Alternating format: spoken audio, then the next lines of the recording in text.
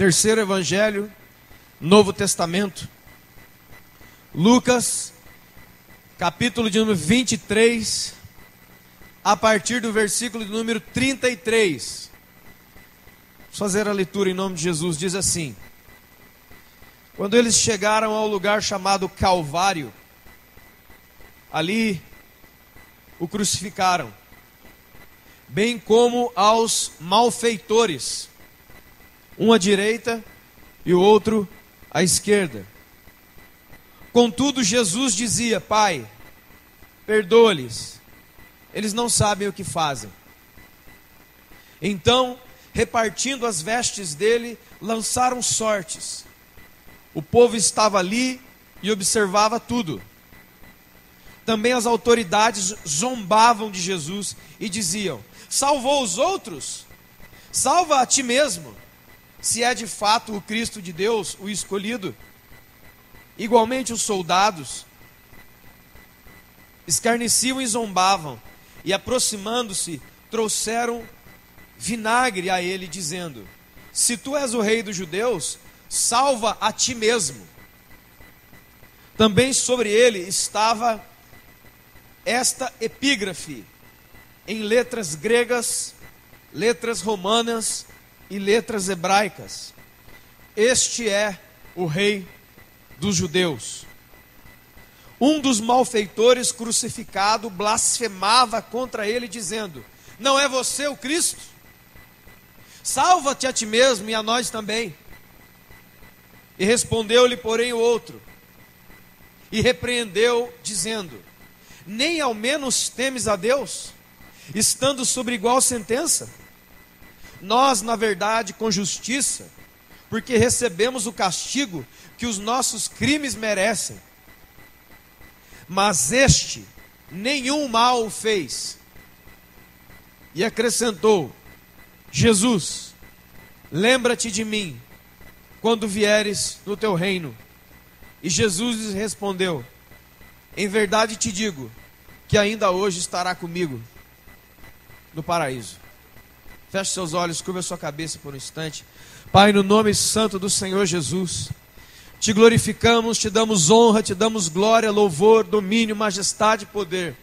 Tua é a glória, Senhor, e nem há um outro contigo. Tu és o Rei dos reis e Senhor dos senhores, cabeça da igreja e Senhor e Salvador. Toma, Deus, este povo que é teu.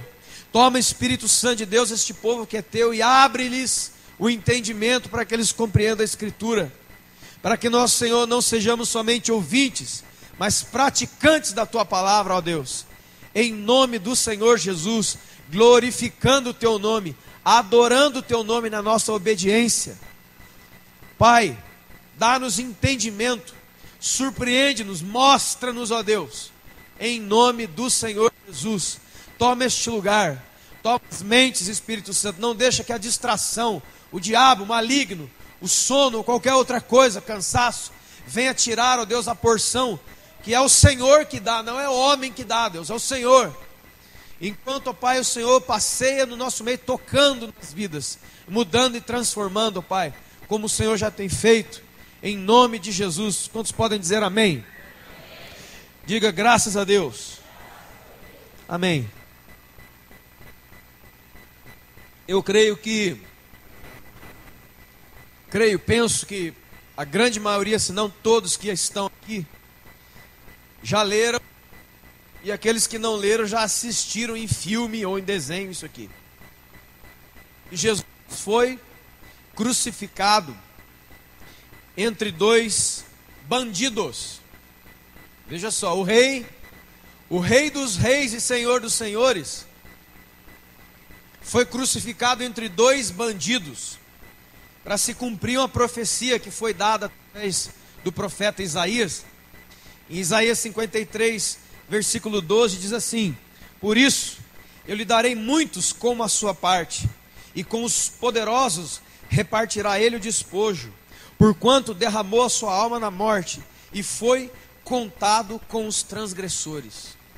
Foi posto no meio de bandidos, como se ele mesmo fosse um criminoso, fosse uma pessoa ruim, fosse um pecador. Eram 3 para serem crucificados naquela tarde.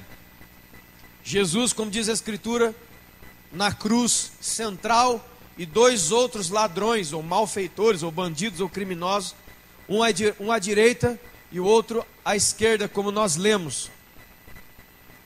E essa passagem, ela é detalhada nos 4 evangelhos. Mateus, Marcos, Lucas e João descrevem. Para você ver, eu quero ler para você Mateus 27, 38. Foram crucificados com ele 2 ladrões, um à direita e outro à esquerda. Marcos 15, 28. E se cumpriu a escritura do profeta Isaías, com os malfeitores ele foi contado.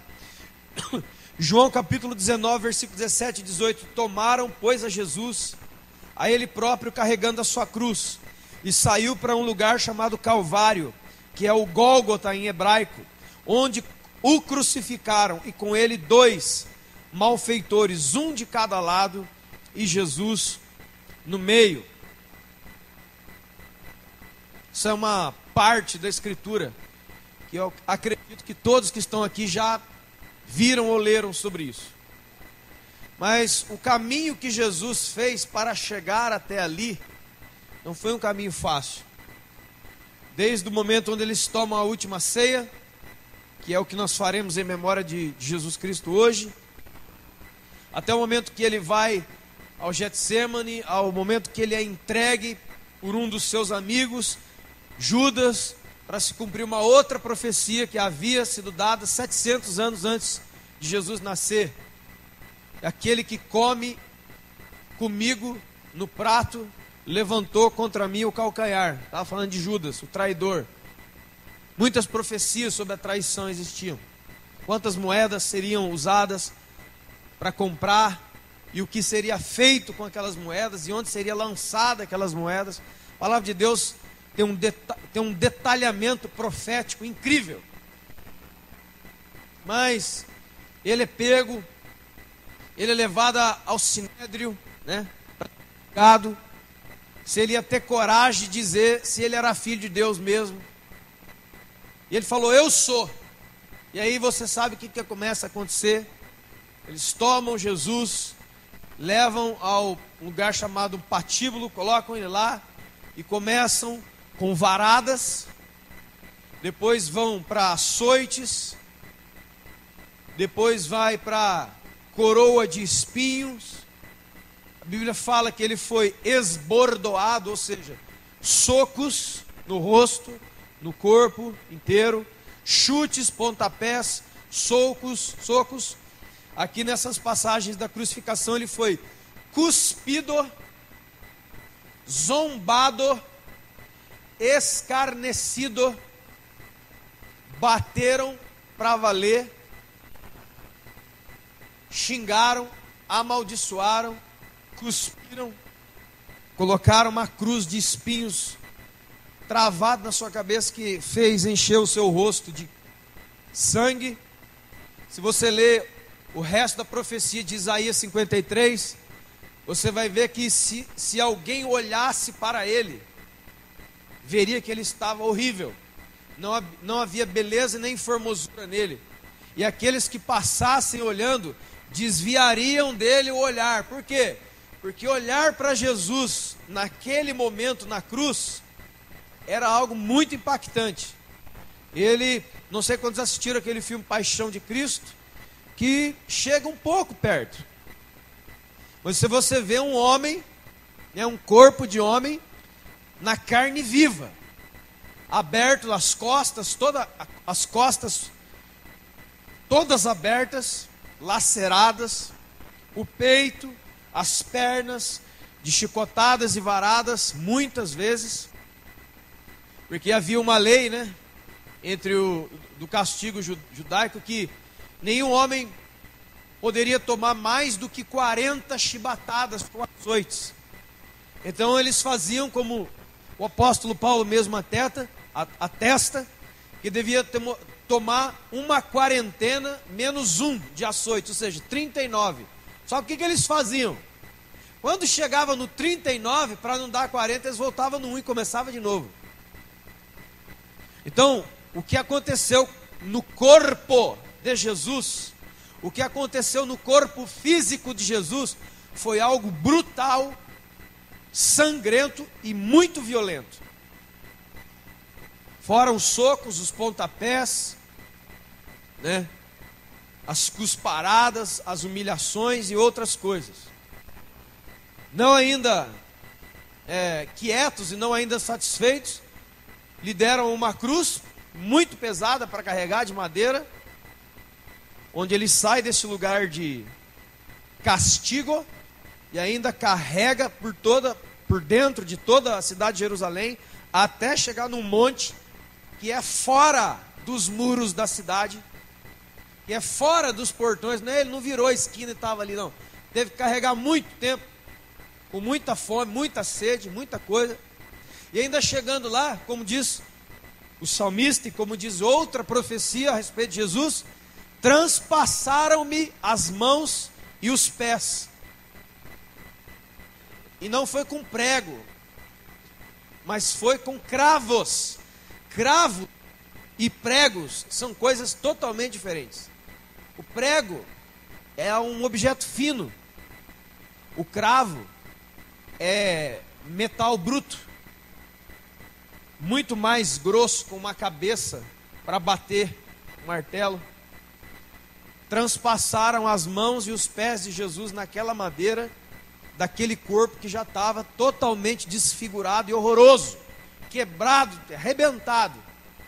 A única coisa que não acontece ao corpo de Jesus é que, para que se cumprisse uma outra profecia que havia, que dizia assim, nenhum dos teus ossos será quebrado.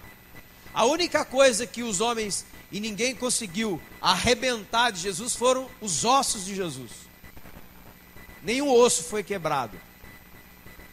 Mas, como diz Isaías, passar e olhar aquele homem pendurado, pingando sangue, todo arrebentado, como nós vimos naquele filme, né? Era sangue misturado com terra, misturado com pó, misturado com cuspe. Era uma coisa horrível de se ver, como diz o profeta. Se alguém passasse, desviava o olho, desviava o olhar, porque era muito forte. E ainda, como se chegasse o tempo lá da tarde, ele não poderia ficar ali, e Jesus não morria. Então, foi chamado um guarda, um centurião romano, com uma lança, e transpassou Jesus pelo lado, de maneira que a Escritura diz que quando arrancou aquela lança, saiu água e sangue.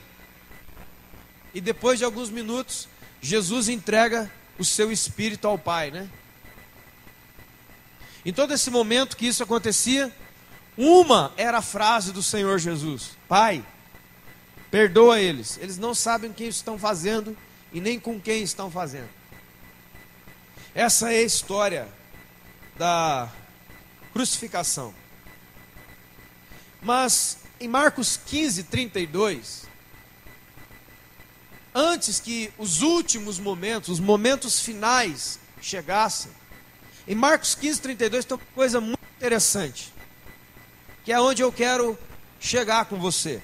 Diz assim, que os dois ladrões, os dois malfeitores, criminosos que estavam crucificados ao lado de Jesus, quando eles foram colocados ali, os dois zombavam de Jesus.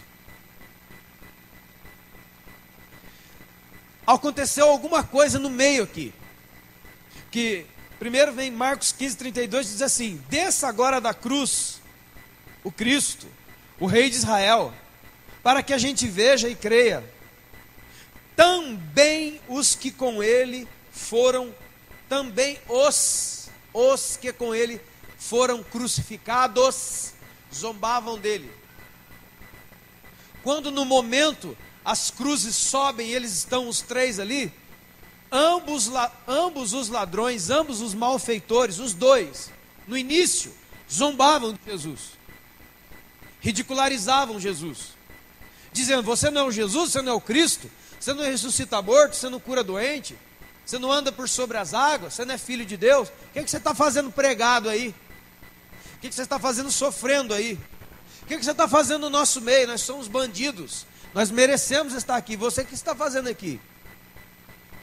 Alguma coisa acontece entre este primeiro momento e o momento que nós lemos agora há pouco em Lucas.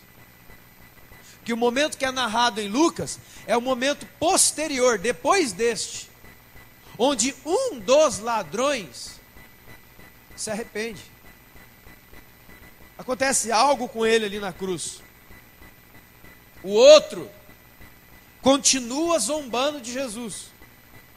O outro olha para o corpo crucificado do lado dele e vê um monte de carne ensanguentada, cheio de pó, cheio de poeira, cheio de terra, todo em carne viva, com uma coroa de zombaria na cabeça.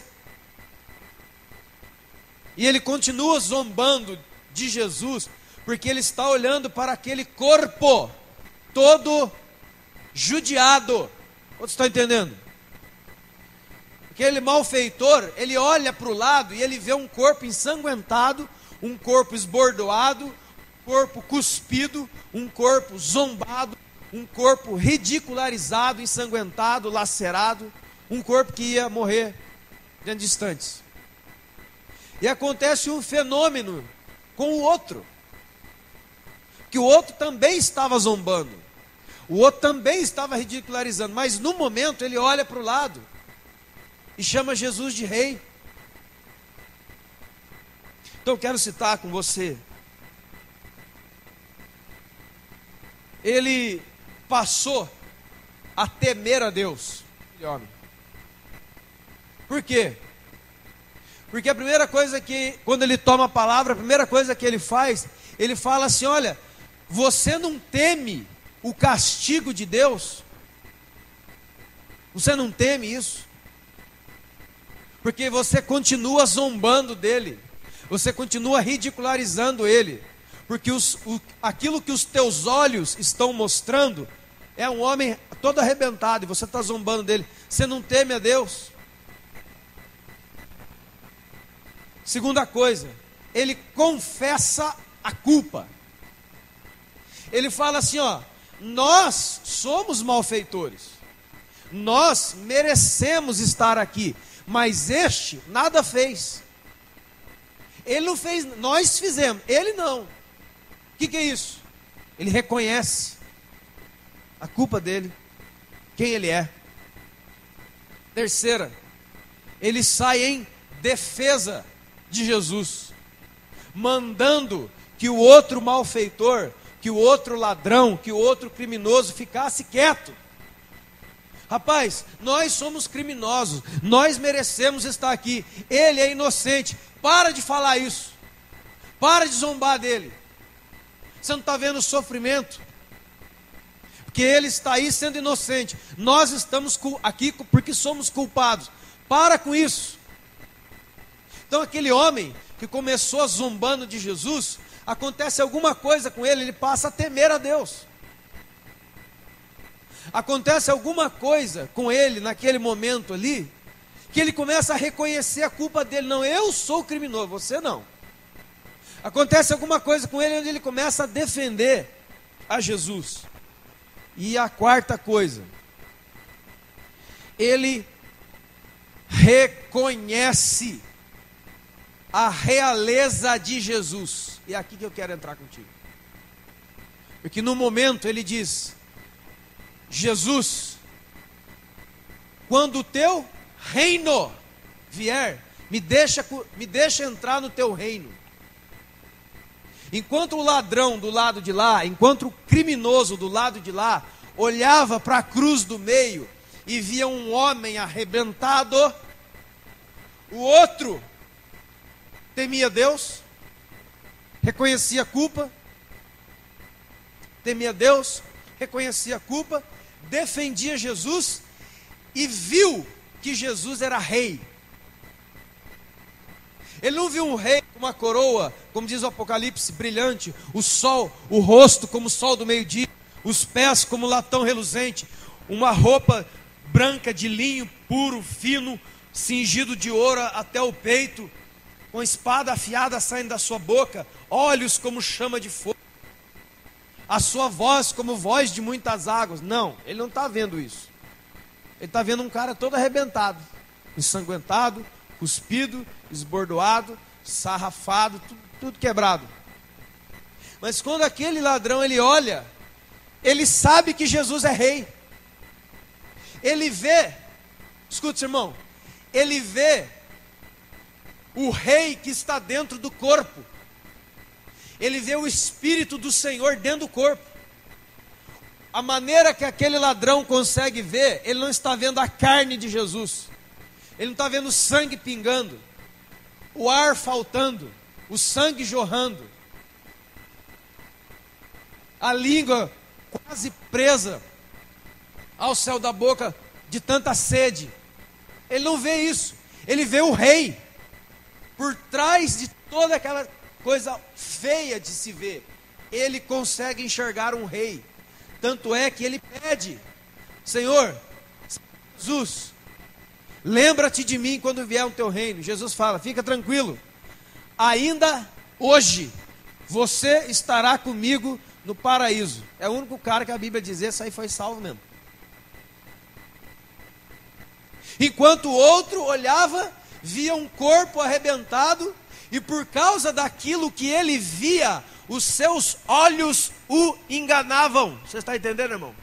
Porque ele olhava para um corpo de um cara: esse aqui não pode ser Deus, esse aqui não pode ser filho de Deus, não pode ser o Cristo, não pode ser o Messias. Por quê? Porque ele é frágil demais.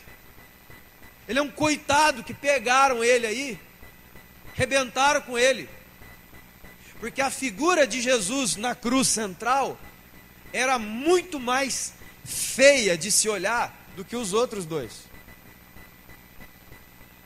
Porque os outros dois estavam sendo julgados por crimes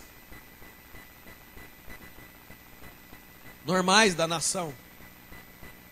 Agora o outro, que era Jesus, não, tinha ódio.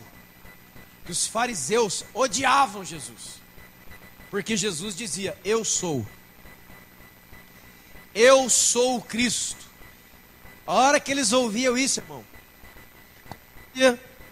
acontecia no coração deles a mesma coisa que quando a Bíblia diz em Atos, quando Estevão, o diácono, quando Estevão falava cheio do Espírito Santo, os fariseus religiosos tinham ódio dele, queriam matar ele. Porque a Bíblia diz que não podiam resistir ao Espírito que falava em Estevão, que é o Espírito Santo. Escute, porque ser cheio do Espírito Santo, Deus vai te usar para sarar, para curar, para libertar, para dar paz para muita gente. Mas ser cheio do Espírito Santo, Jesus também diz, que é atrair ódio e raiva de um outro tanto de gente. Porque no caminhar de Jesus, houve pessoas que amaram Jesus, e houve pessoas que odiaram Jesus até a morte, e foram atrás dele, para matá-lo. Quantos estão entendendo o que eu estou dizendo? A pergunta é: qual desses dois malfeitores é você? De que lado é que você está? Digo novamente, um malfeitor olhava e não via nada.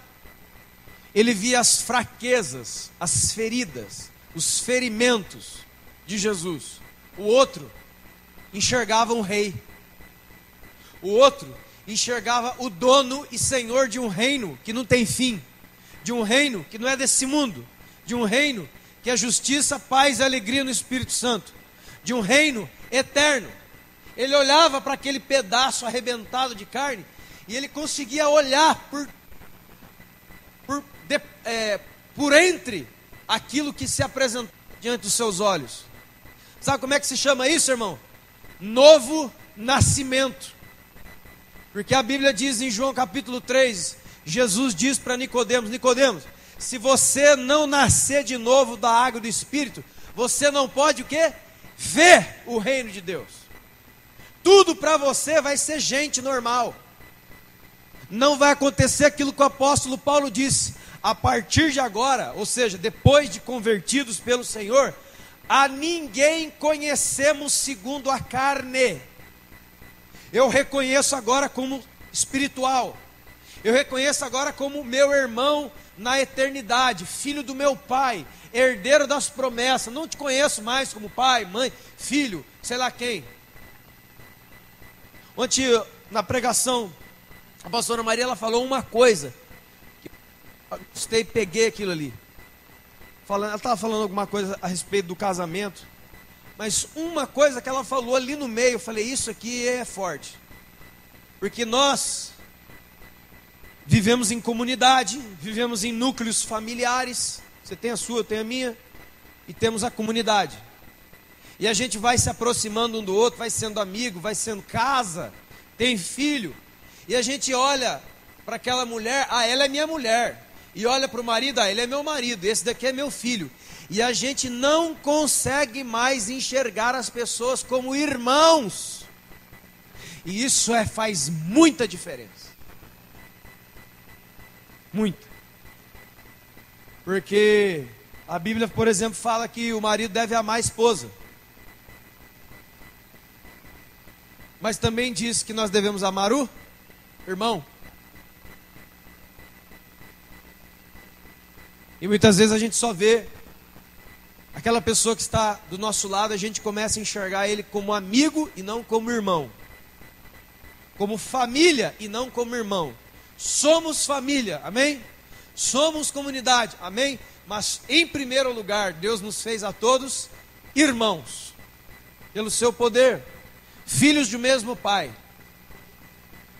Um homem só via uma carne arrebentada.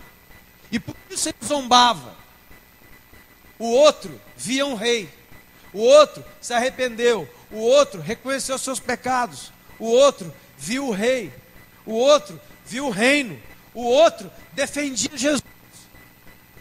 Qual dos dois? Ou com qual dos dois você se assemelha? E por que eu estou falando isso? Por favor, abra sua Bíblia novamente. Na primeira carta de Paulo aos Coríntios, capítulo 12. 1 de Coríntios, capítulo 12. Por favor, irmãos, vamos ler juntos. É muito importante trazer a Bíblia, esteja ela no celular, no tablet ou no papel, para você acompanhar a leitura comigo.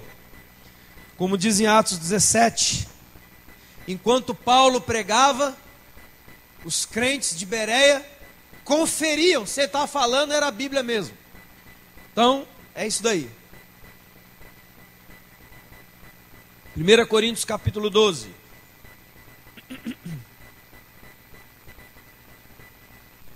Amém? A partir do verso 12. Vamos ler. Porque, assim como o corpo tem muitos membros, e todos os membros, sendo muitos, constituem um só corpo. Assim também com respeito a Jesus Cristo, pois em um só Espírito todos nós fomos batizados, em um corpo, quer judeus, quer gregos, escravos, livres, branco, negro, japonês, índio, esquimó, quem quer que seja, homem, mulher, criança, jovem. E a todos nós foi dado de beber de um só Espírito. Porque também o corpo não é só um membro, mas muitos. Se eu disser ao meu pé, por que eu não sou mão? Eu não sou do corpo? Nem isso me fará deixar de ser do corpo. Se o ouvido disser, porque eu não sou olho, não sou do corpo, ou porque eu não sou igual ao olho, eu não pertenço ao corpo, também está errado.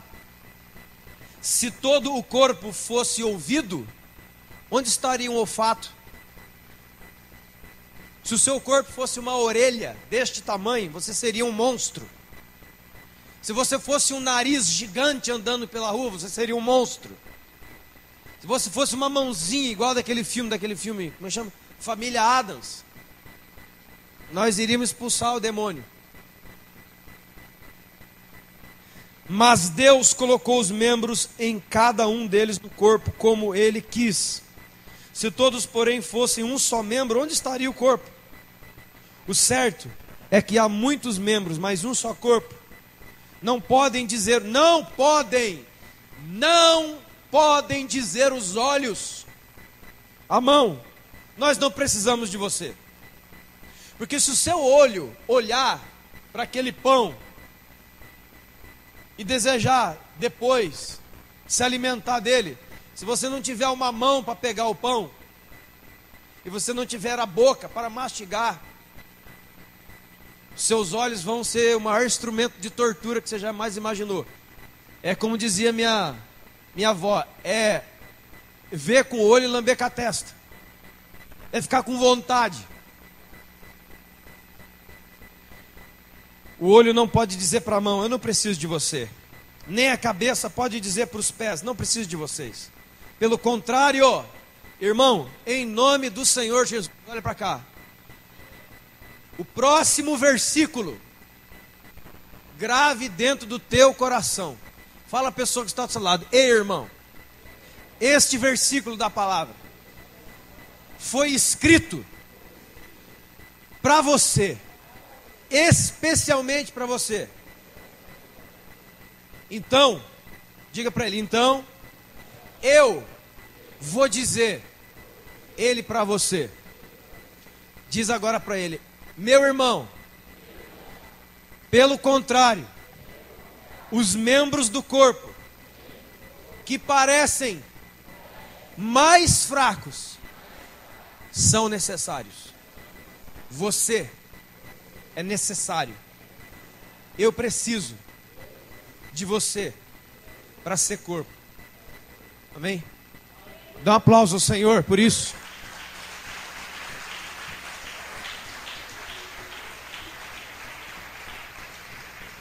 Verso 23.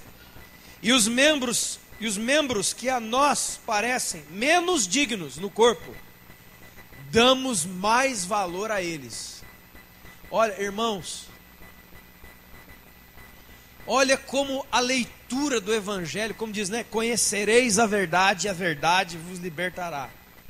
Olha, irmão, em nome de Jesus, o que a Bíblia está dizendo, irmão.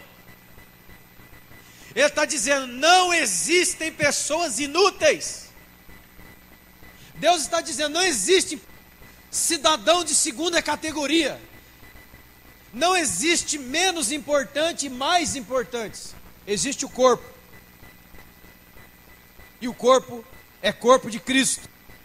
E quem é o corpo de Cristo? É a sua igreja. Diga comigo, o corpo de Cristo é a sua igreja. Está escrito aqui, ó. E o que Paulo e os cristãos faziam? Preste atenção. Quando eles notavam no meio da igreja que alguém se sentia menos digno, preste atenção. Os cristãos, quando eles percebiam que um irmão ou uma irmã estava se sentindo inferiorizado, menos digno, o que eles faziam? Eles iam lá e davam mais honra para aquela pessoa. E glorificavam a Deus mais por aquela pessoa. Por quê? Porque eles sabiam que eles não podiam perder nenhum. Eles sabiam que cada vida aqui foi pago o preço de sangue. Eles sabiam como aquilo que deu para Caim, depois que matou o irmão dele, Abel. Quando Deus diz para Caim, Caim, onde é que está o seu irmão, hein? Sabe o que Caim fala? Ah, por acaso eu sou guarda do meu irmão? Deus falou, deveria ser o guarda do seu irmão. Você deveria ser o protetor do teu irmão. Sabe o que você fez com ele? Você matou ele, em vez de protegê-lo. E por que é que alguém fere outro? E por que é que alguém mata outro dentro da igreja? Porque ele perdeu a comunhão com Deus. Porque foi que Caim matou Abel, não foi por causa de questão de sacrifício, embora o ponto onde Deus trata com eles é ali. Ele matou o irmão porque ele perdeu a comunhão com Deus. Ele saiu dali contrariado. E foi lá e matou o irmão dele. Como diz o Caio, escreve lá, nota mental. Quem vive sem comunhão com Deus vai se tornar um assassino de gente. Não com revólver, mas com o olhar. Não com a pistola, mas com a palavra. Não com a metralhadora, mas com uma escrita, com uma carta, com alguma coisa na internet, essa coisa toda. Ele vai matar. Ele vai ser usado para destruir o outro, que tem alguma coisa errada com ele lá na fonte. Outros estão entendendo o que eu estou dizendo? Verso 24. Os nossos membros mais... gente.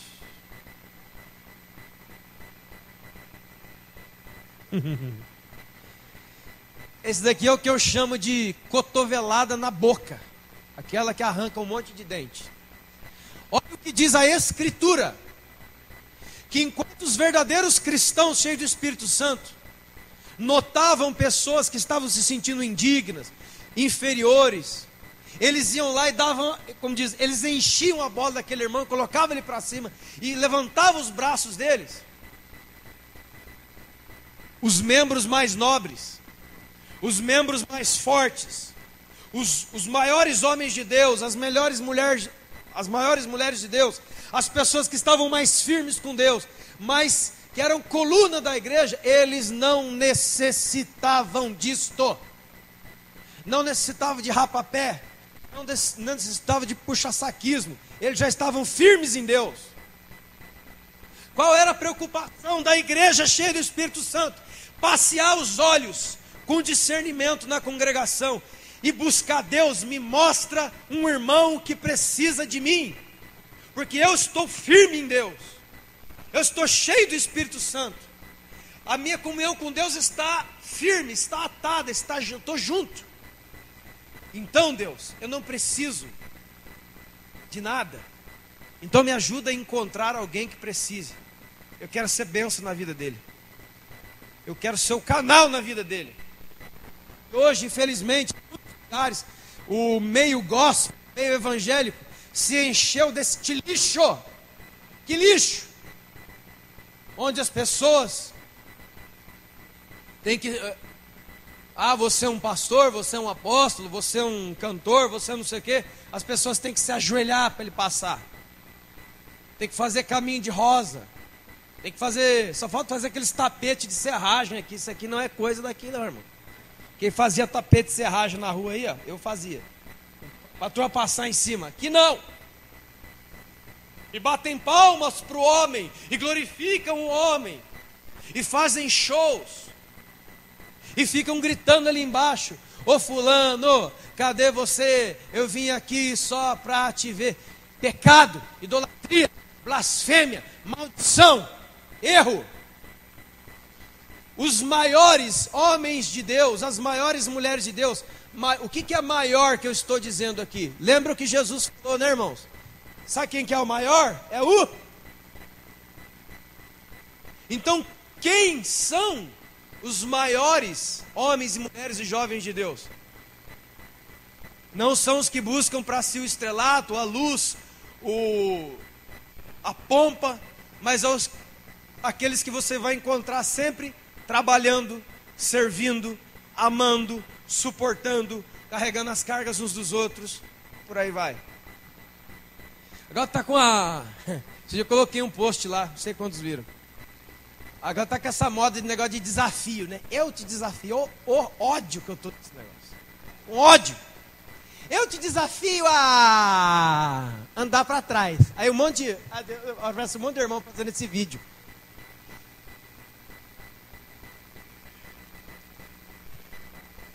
Aí eu desafio a pular com um pé só. E agora desafio você. Irmão, essa história de desafio é antiga. Você não foi inventado agora, não. Sabe quem foi o primeiro a desafiar? Jesus. Aos desafios de Jesus, se ele tivesse com o Facebook, Ele ia aparecer: oi, sou Jesus. Desafio Marcelo, Lilian, Vandão e Dani a tomarem a sua cruz e seguirem após mim. Está desafiado. Essa coisa de desafio é antiga. Te desafio a tomar a sua cruz, te desafio a renunciar, te desafio a amar o inimigo, te desafio a amar o próximo, te desafio a olhar para o pobre, te desafio a perdoar, te desafio, te desafio, te desafio. Jesus está desafiando há mais de 2000 anos, isso não é coisa nova. Mas esses desafios aí não. Aí Jesus desafiou Paulo, aí Paulo: eu vou entrar. Eu vou. Paulo foi. E depois de cumprir, o Paulo também já fez um outro desafio. E agora eu vou desafiar João e Pedro. Talvez ele dissesse: e eu desafio você a carregar a carga uns dos outros. Eu desafio vocês a dar água e pão para o inimigo. Paulo poderia dizer: eu desafio vocês a orar sem cessar. Desafio vocês a não apagar o espírito. Desafio vocês a buscarem os melhores dons. E Paulo entrava na brincadeira e chamava João. E João: eu vou entrar. Desafio vocês a discernirem no Espírito. Desafio vocês a amar aqueles que vocês veem e não aqueles que você não vê somente. Desafio você a pedir perdão dos seus pecados. Essa história de desafio é velha. Mas quem é?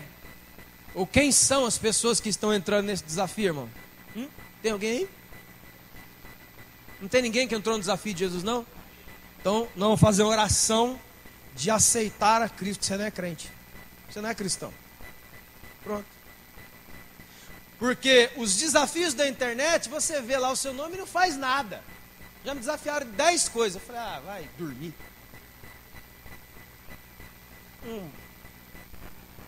Mas, tem outra. Essa. Espera um pouquinho.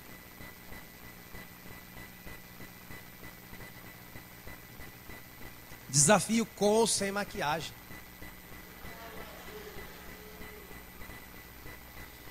Propõe um para nós. Inclusive, olha para o irmão que está do seu lado. Vamos desafiar? Vamos brincar de desafiar? Fala assim: eu te desafio a tirar sua máscara ao invés da sua maquiagem. Irmãos, nós estamos nos últimos dias. As coisas são sérias, as coisas estão aguerridas. E o diabo não está brincando. E aqui em Coríntios, Paulo diz no verso 27: todos nós somos o corpo de Cristo, a sua igreja. E agora eu pego esta revelação do apóstolo Paulo, que disse para nós que nós somos o corpo de Cristo. E voltamos lá na cruz e pergunto novamente: qual dos dois ladrões é? E como é que você tem olhado para o corpo?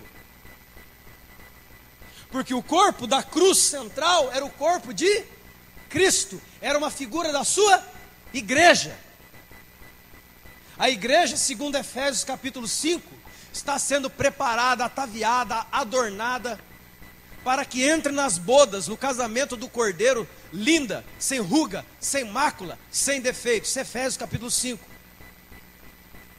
Agora, a pergunta é: como é que você enxerga o corpo? Quando você olha para o corpo, você vê o quê? Você vê rei, ou melhor, você vê reino, você vê majestade, você vê glória, você vê destino, você vê o predestino, a predestinação da igreja. Você vê a glória da igreja, os dons que estão derramados sobre a igreja, o Espírito que está derramado sobre a igreja, a bondade que está na igreja.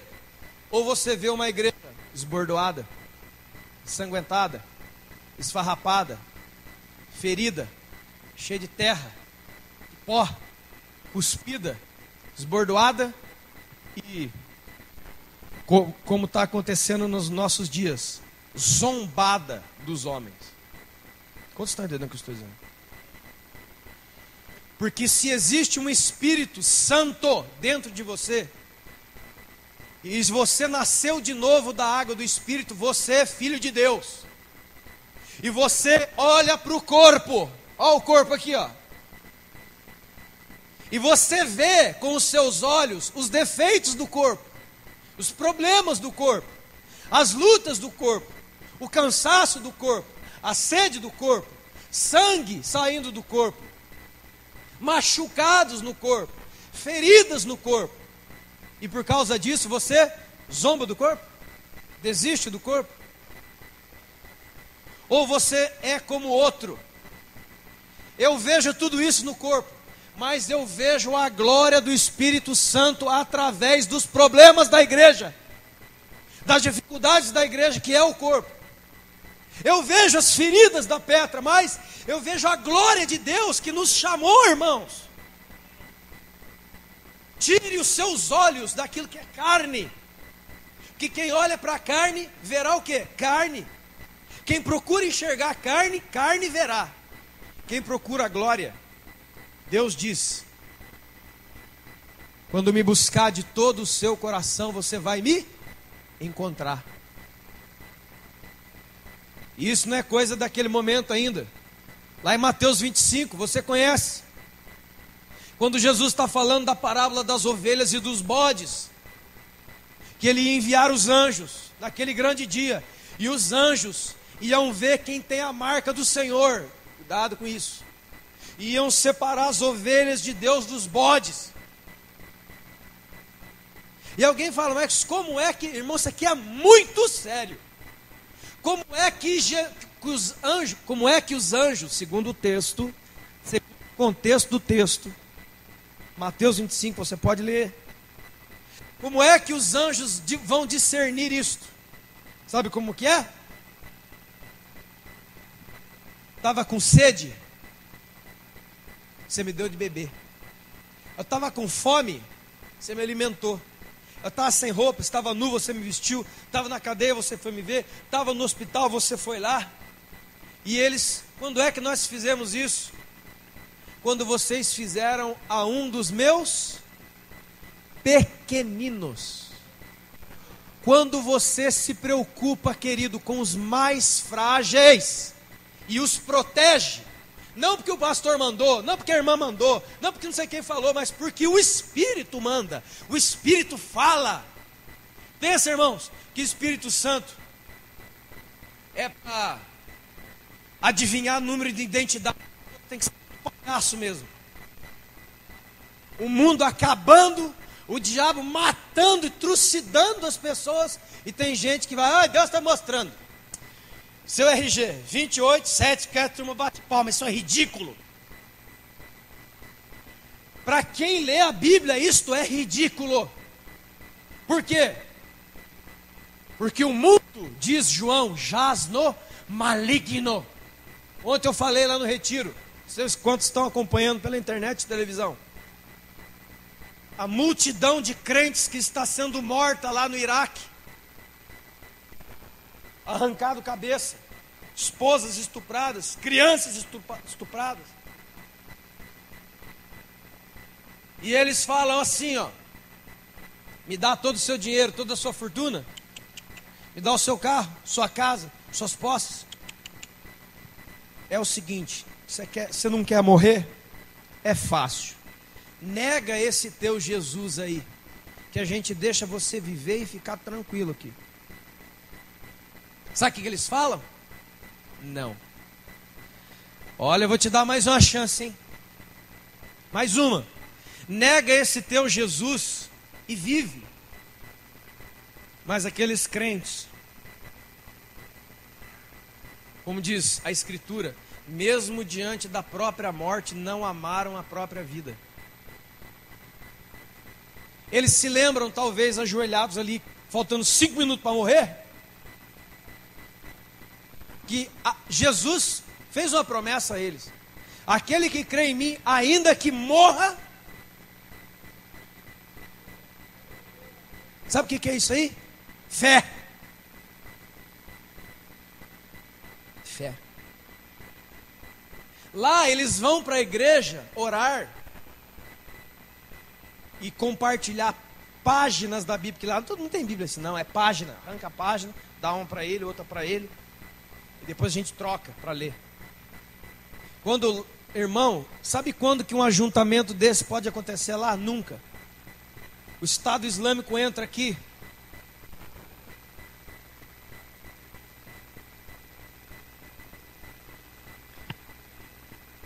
E para quem pensa que, então dá um tiro na minha cabeça que está tudo bem, não é assim. Eles chegariam para mim primeiro, por exemplo, me amarrariam aqui em algum lugar e falariam: você que é o pastor da igreja? Sou. Então é o seguinte, vamos facilitar. Entrega essa congregação inteira aqui ao Islã.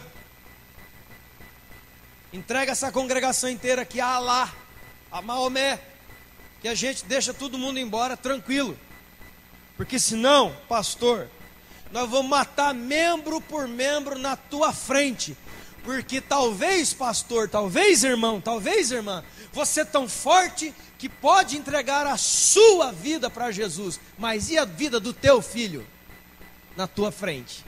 É outra dobra. Tem muito crente preparado para morrer ele, mas ele não está preparado para ver os seus morrendo. Quantos estão entendendo, irmão? Então tem dobra em cima de dobra. E lá ele se junta aquele corpo poderoso e forte de Jesus. Lá você tem visto pelos vídeos, pela internet, canais na televisão, eles estão juntando a comida, igual era em Atos dos Apóstolos, estão empinhocando os templos que sobraram, dando comida uns para os outros, e da pouca comida que eles têm, ainda coloca a pessoa que não é crente para dentro da igreja para proteger a vida deles e dar comida para eles. Estão entendendo, irmãos? Qual dos dois você é? Quando você olha para a igreja, quando você olha para a sua congregação, quando você olha para Petra, quando você olha, você vê o quê? O que é que você vê? Problemas, feridas, brecha. Eu quero te dizer, querido, não deixe as brechas, as feridas e os problemas que a igreja enfrenta há 2000 anos. O problema de igreja não começou semana passada, querido. A igreja há 2000 anos enfrenta problemas. Lá, Atos dos Apóstolos para frente. A igreja foi crescendo, lá. Atos capítulo 6 e Atos capítulo 7 já dá. Atos capítulo 5 dá problema. Já dá o primeiro problema com dinheiro na igreja. Ananias e Safira. Um capítulo para frente já dá problema com separação de alimento. Tem que chamar diáconos, porque senão a igreja ia para o beleléu. Estava bagunça, a turma estava brigando. Paulo escrevendo a Coríntios, 1 Coríntios capítulo 5, falou: olha, tem gente aí abusando da mulher do pai.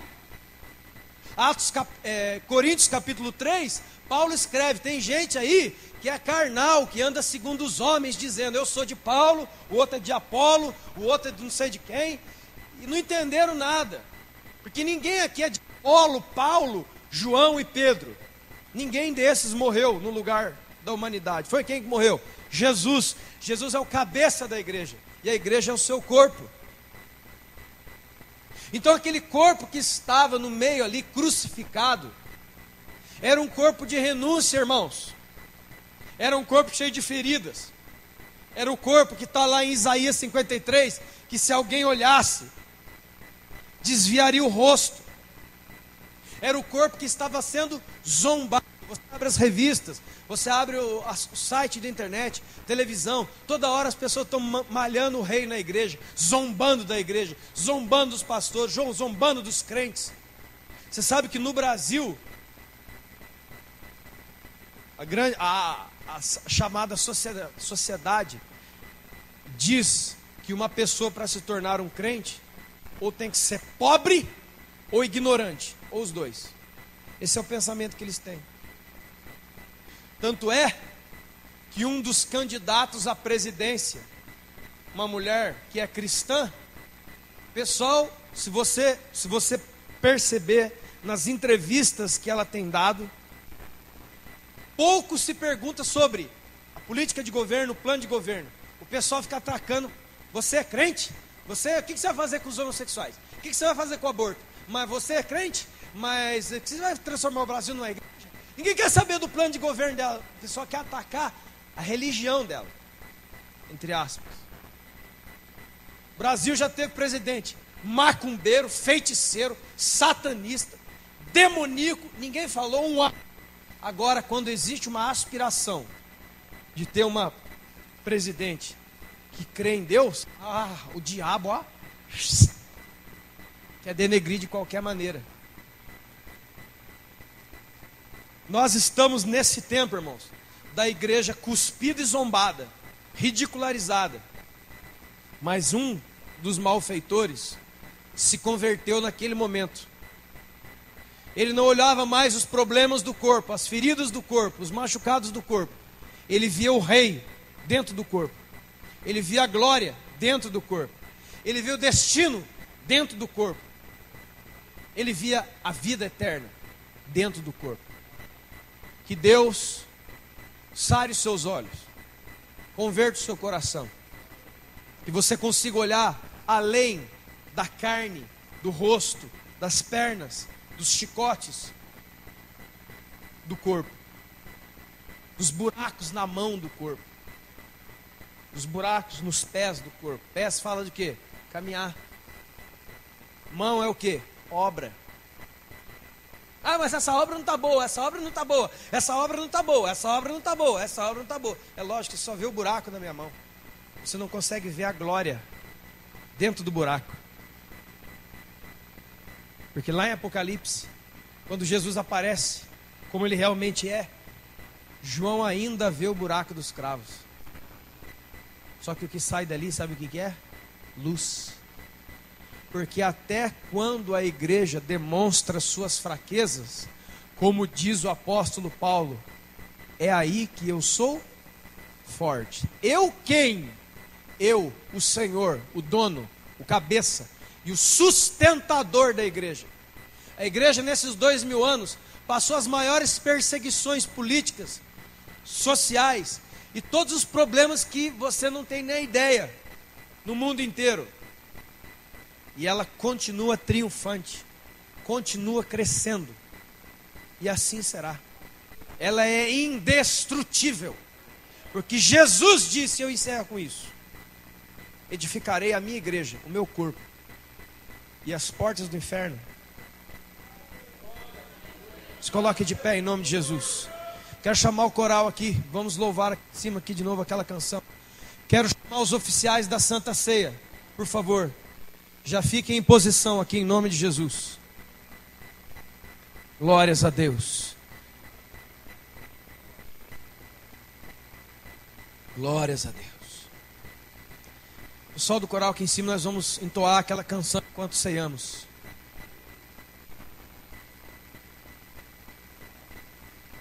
Os oficiais já podem pegar nas suas mãos.